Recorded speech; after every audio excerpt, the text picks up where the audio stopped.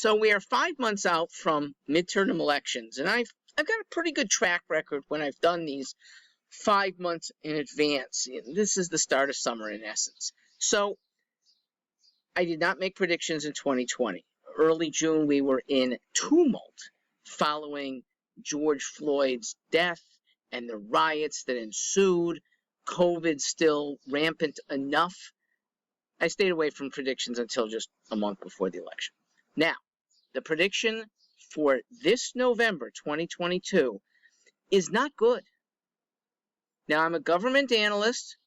That was my major back in college. I've got a very good track record of predictions for the 40 years since.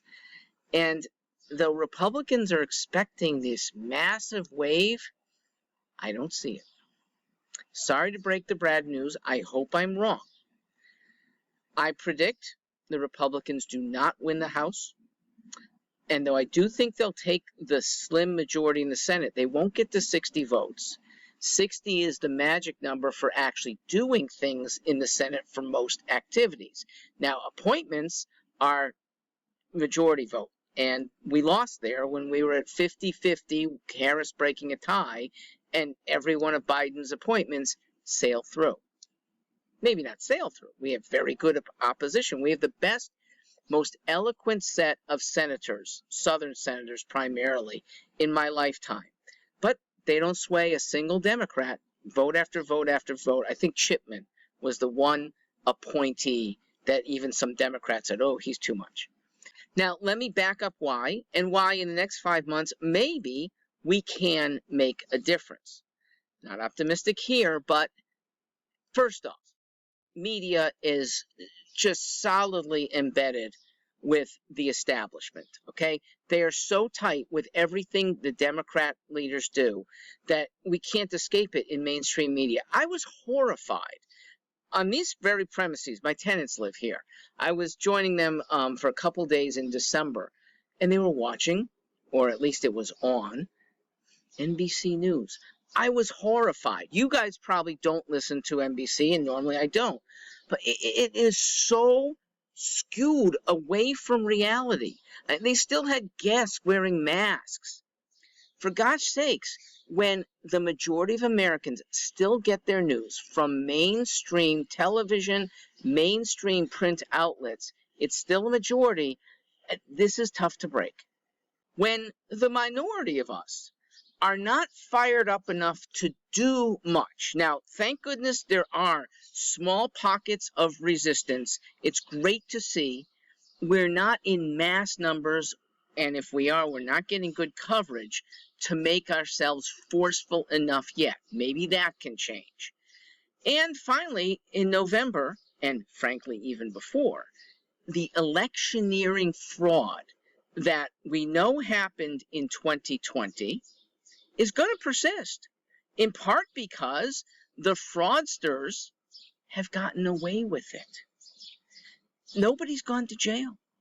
Nobody, to my knowledge, has been publicly tried for ballot harvesting, for ballot box stuffing, for miscounting, for destruction of ballots, all of which have really high credible evidence.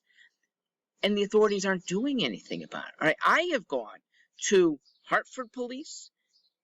They say, just this is a Secretary of State thing.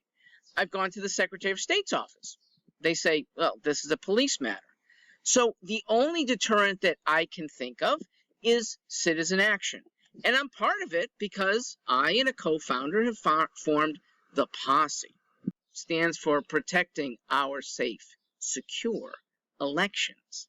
And it is citizen action to seek out, to capture, and ideally to deter in the first place election fraud. More of us, and there are others like us, there's FVF out there, maybe we do cut down. It's still going to be rampant, and in some states probably turn state legislative seats blue.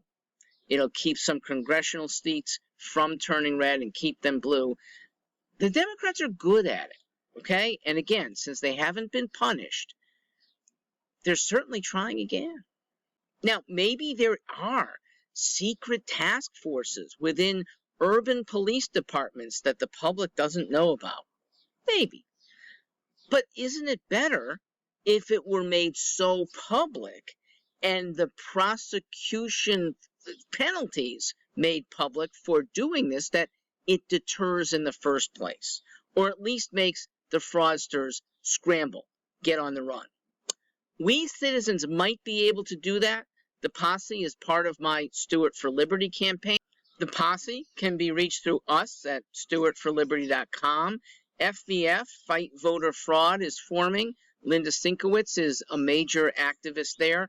Contact them as well. I think being part of both makes sense. Eventually, I expect we'll join forces.